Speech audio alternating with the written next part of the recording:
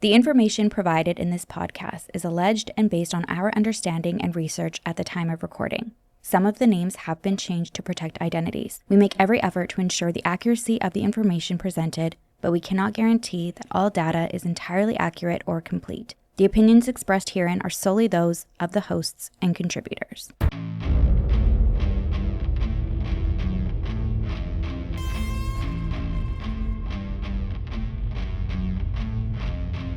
Previously on e-LIES-abeth. When we left off last season, Elizabeth Teichenbrock's web of lies finally started to unravel, and the people who once defended her started asking questions. And one of those victims is Demi. She completely created this dependency that I had on her because she pushed every single person out of my life. She told me that her grandma owned Tampa General Hospital.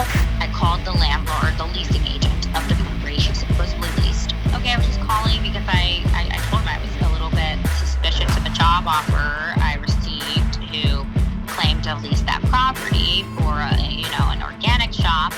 When you're dealing with her, you literally become delusional and you don't know what's reality from what's not reality. What Elizabeth has done isn't just a series of bad decisions or online drama. It's a calculated pattern of predatory behavior, and altogether, these voices are determined to make sure she is stopped once and for all.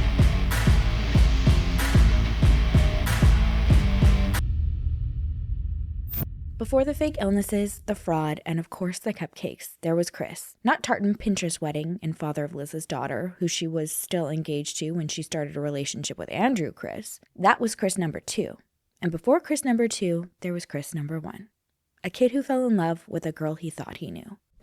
We went to school together. We went elementary, middle school, high school, stuff like that. She lived down the street from me. We eventually ended up getting into a relationship. We was together probably a couple months. I know Nicole. I don't know Elizabeth from Florida. I always called her Nicole. I never called her Elizabeth or Liz. They were teenagers. You know what it's like, desperate to grow up and think you have it all figured out. She told him she was on birth control. He believed her. And in Chris's words, that's where her first lie started. With him at least. Piecing Elizabeth's story from people in different eras of her life has been like seeing the puzzle come together. You have to wonder why someone only 15 years old would lie about being on birth control and saying she was allergic to latex, knowing full well the lifelong impacts of unprotected sex. There was a line that Chris said that stood out to me and brought me back to a seemingly random lie in season 1, and it led me to believe getting pregnant when she did was not an accident, but a calculated trap. You might remember when her close friend from cosmetology school, Cammie, told us Elizabeth lied to everyone in class and said she was on Teen Mom. She also told her class Chris died, and when everyone found out that wasn't true, she had to leave school because so many people called her out on it. And up until Talking Till Chris, the Teen Mom comment was just another lie. But Chris, who hadn't even listened to the podcast at the time of this interview, also brought up the show. When Chance first come along, it was like when Teen Mom was just, starting to reach its peak in the first season and all that. Like, she sent me emails for that and stuff. I was like, I'm not doing that shit. Like, I don't want my whole life displayed. I've never been that type of person. Knowing all we know about Elizabeth Teichenbrock and the depth of her deception, I can't help but think Teen Mom absolutely was the goal, and Chris not willing to participate foiled the plan. When Teen Mom was off the table, she ran off to Florida to stay with her grandmother, leaving Chris behind and confused. As the delivery date approached, she did return. Chris did the classes, helped prepare for the baby, and was in the delivery room when their baby boy was born. She ran off to Florida when she was pregnant with him and come back at the end of it. We got back together. We was going to these classes and doing all this and, spending time together. I was there for the birth. I signed the birth certificate. When he was born, he had a small heart murmur. He was born July 1st. He was supposed to be born July 21st. I was there through all of it. Like, I changed her gauze. I made sure she pumped. And everything was all right at first. We were both young. We were both teenagers. We were both kids. We shouldn't have been having kids. As expected, tensions started early, especially when her family wanted to alienate Chris and his family from the baby's life. Chris said Elizabeth even had his uncle, the man who adopted and raised him, removed from the NICU visitation list. That's another tie back to the first season, actually. We mentioned Elizabeth takes over people's stories and trauma and makes them her own in season 1. Well, now we know where the parent trap narrative came from. Remember when she told her school friends she and her sister were put up for adoption and reunited? Well, it was actually Chris and his brother that were put up for adoption and their uncle who adopted and raised them. My uncle adopted me and my brother. He was in the system, grew up in, foster care because our parents wasn't the best people. This season, you're going to hear so much more about the way Elizabeth breaks connections in order to isolate her victims. The way she did that with Chris was by removing his uncle, the man he looked at as a father, from the NICU visitation list without Chris's knowledge or permission. The blind side caused a lot of heartache and issues between the family. At one point, he didn't even have anywhere to go because he was sticking beside Elizabeth and his son, and then her mom said he couldn't stay with them. But even like when he was in the hospital, when he was in the NICU, he took them off the list. I don't know. I guess she felt like they were too overbearing. Her family didn't like it. I don't know.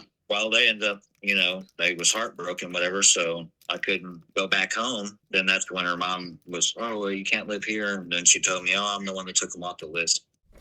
Despite having so much stacked against him at such a young age, Chris was doing the best to step up to the plate and provide for his boy. I worked at Kroger's, was my first job, and literally I gave her my entire paycheck as child support. Never through the course or nothing, but I would give her my whole paycheck just to be able to, see my son and stuff like this. Nothing ever seemed to be good enough, and in Chris's eyes, it was learned behavior. Elizabeth grew up watching instability play out in real time. Her mother left, started over, and repeated the same cycle of overlapping relationships and abrupt escapes. She's always been a liar and stuff like that, but it all stems down to her family. And her mom cheated on her dad, ran off to New York with a 24-year-old. Whether she realized it or not, Liz began doing the exact same thing. History repeating itself, only this time her own son would be the one to pay for it. When Chance was still little, Elizabeth packed up and went back to Florida. Chris said she told him it was to take care of her sick grandfather, and he paid to fly them out to help. After 4 months, she called and said her son missed his dad and needed money for a plane ticket home. Chris's friend warned him not to send cash, just buy the tickets, but he chose to trust her and sent the money. And that was the last he heard from her for 2 years. I gave her money. She said she was going to Florida to help her grandpa out because he was sick. And she went to Florida. She was down there for like a month or two or whatever. It might have been 3 months. She called me. She was crying. And she was like, Chance wants his dad. He's crying and this, and that. So it was one of my buddies. He told me because she wanted me to send money for plane tickets. And he's like, don't send her money. He's like, dude, quit sending her money. Send her the plane tickets. If you send the plane tickets, if she don't get on the plane, you know what it is. But if you send the money, she can do what she wants with it. Well, I sent her the money still. I was like, no, dude, it is what it is. I'll give her the benefit of the doubt. I'll send her the money. So I sent her the money. And then she blocked me. I didn't hear nothing till 2 years later. 2 years passed, no calls, no updates, nothing. Chris said he tried everything to find them. He reached out to her family or anyone who might know where they were, but every time he hit a wall. Throughout the whole years of like trying to find her and figure out where my son is and this and that, reaching out to different family members and like they blow me off and they ignore me and stuff like that. By the time he found her again, Elizabeth had already started over. She had a new partner stepping in the role of dad, a new baby, and a new story. The man she'd left him for, Chris number 2. Chris number 1 had been erased and number 2 had taken his place. When Chris did get back into contact and express wanting to see his son, Elizabeth told him his new life was better for him and he already saw the new man in his life as his dad. I told Elizabeth this. I was like, you don't understand to be him and have to go to bed at night. And no matter what, yes, this is my sister and this is her dad and he looks at me like a son. He's just my dad. He's still laying there in bed wondering, like, why don't my dad love me? And she wanted that. I don't know why she wanted this narrative. And it all started with she wanted to be a better parent than her parents was. Well, you didn't reach it. Chris admits he's not perfect. He said he could have fought harder. He could have gotten a lawyer in both states for custody, but he didn't have the money. And she went to Florida because with Florida, they're not expediting nothing. Like I had a lawyer here in Indiana. And then I was going to have to pay for another lawyer in Florida. And I didn't have the money to pay for 2 lawyers. So I'm not all the way right. I could have fought harder. I was young. I was dumb. And Chance wouldn't be in this situation. So as much as it is her fault, it's still my fault, too, at the end of the day. Part of what gave Chris comfort from not having his son was that Elizabeth always reassured him that this was what was best for him and how much better Chance was with her and the life she was able to provide for him in Florida. I didn't have the money or the resources to get him away from that because I didn't know he was going through that. He did good about putting a blanket over, he's living a better life. He's living a life than you could ever give him. Not true. He's had a worse life, and that's the hardest part about it. He didn't have much to give, which was something Elizabeth always reminded him of. Yet whenever she reached out for money, he sent what little he had. But anytime she's ever called me or needed anything, I've sent her whatever she wants. Now, all of these years later, Chris has learned the truth about the life Chance was actually living and the things Liz has told people about him all these years.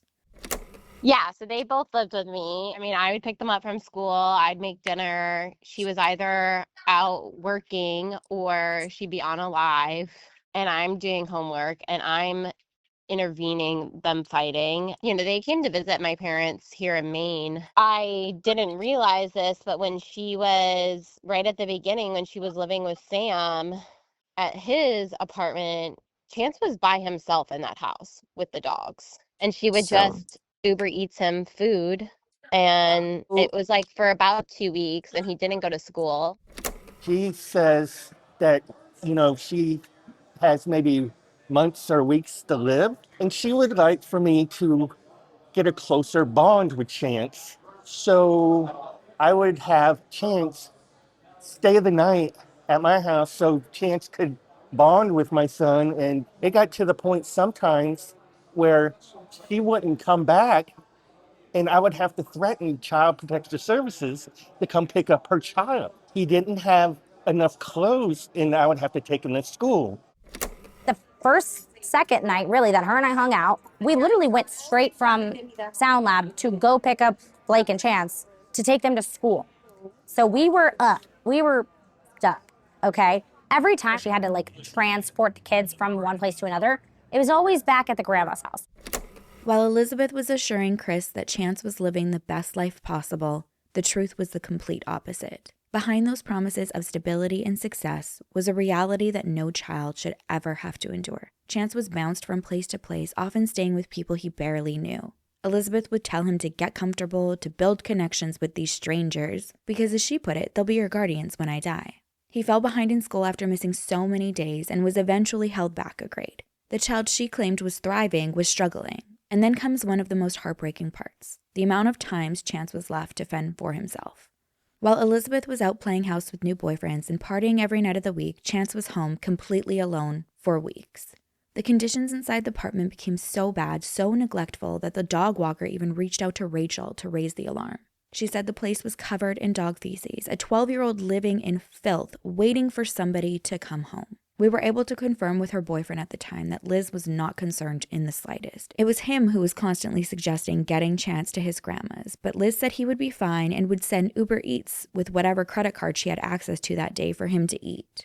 When his school called a former friend that was still on the emergency contact list looking for Chance and told her he had missed so much school and CPS was about to get involved, Liz did finally bring him to her grandmother's. This is the life she told Chris was better. The life that she said he could not provide. And it makes you wonder, if Chris was reaching out and Chance was living like this, why keep them apart? We don't know what she's told Chance, but the things she's told other people, those we do know, and none of it made him look good. She told people Chris had sexually assaulted her, and that's how she got pregnant. That he'd never been in his son's life. In some versions, she even said that he was dead. She told me that he raped her at 16, and that's how she got pregnant. She told the whole cosmetology school that her oldest son's dad was dead, deceased. I did spend a lot of time with Liz growing up. We were rather close. Prior to her having her first and oldest child, I was there with her, through all of that. Through when the dad wasn't around, she didn't know who it was, things like that. When Chris found out the truth, it broke him. All he wanted was for Chance to feel safe, and Elizabeth weaponized that against him. I think he was living a good life, and I didn't want to intrude on the life that he was having because I thought he was living a great life. Oh, he's a grade above what he's supposed to. He's playing sports, and now it's like, what is there to believe? He believed his son was safe, having a good life. He believed Elizabeth's story that Chance was thriving, ahead in school, playing sports, but in reality, he was struggling, even repeated a grade for all of the days that he had missed. The only thing I've ever cared about is him being safe and him feeling safe. And she's always carried that lie and that narrative that he's safe, that he wouldn't be safe being around me, that he has a better life, that he has everything he wants and everything that he needs. I think that he was having a great life. And the whole time he was really living a horrible life. Looking back on all this and everything that's going on and like sending her money and like feeding into her lies is, I wish I would have had him because he would have had more love. And maybe that's one of the saddest parts when you think about it. Elizabeth didn't just lie to steal money. She also lied to rewrite people, to erase even the good from her own story and replace it with tragedy she could control. At the end of the day, it's as simple as that. Control. Not what's best for her kids or anyone else for that matter. Through it all, Chris says he understands how he might be perceived. He's not here to make excuses or rewrite history. He just wants a chance to be heard by the two people who matter most to him in this situation. His son and the man who stepped into the role of dad after he was written out of the story. I don't know the other Chris, and I would like to talk to him because I would like to thank him. I never got the chance to talk to him. I don't know what he knows about me. He told us he can only imagine what Chris number 2 had been told about him, but there's no resentment, only gratitude and a hope that Chance felt loved. As far as his relationship with his son now, he's left second-guessing all of the interactions over the years. Chris said Elizabeth would occasionally give him a phone number to text his son, but looking back, he's not even sure who was on the other end. Maybe it was Chance, maybe it was her. I can only go off of what she's telling me, and I don't know the burner phone or the true phone or anything. And the last time me and Chance spoke, me, Elizabeth, and him was like on a FaceTime. And it was awkward for him, you know, because he hasn't seen me. He only knows what she tells. At the end of the day, he wants to be able to give his son a life of love and safety. I've established myself. I have the means to do what I need to do when it comes to what I need to do. I have called down to Florida to everywhere trying to figure out what I need to do to figure out where Chance is and to file the paperwork to be in his life. And that was just the beginning, because as Chris lost contact with his son, Elizabeth was already moving on to a new family, a new story, and a new lie. The next family she found would open their doors, their hearts, and their wallets. And by the time they realized what she'd done and who she was, it was too late to get any of it back or her out of their life.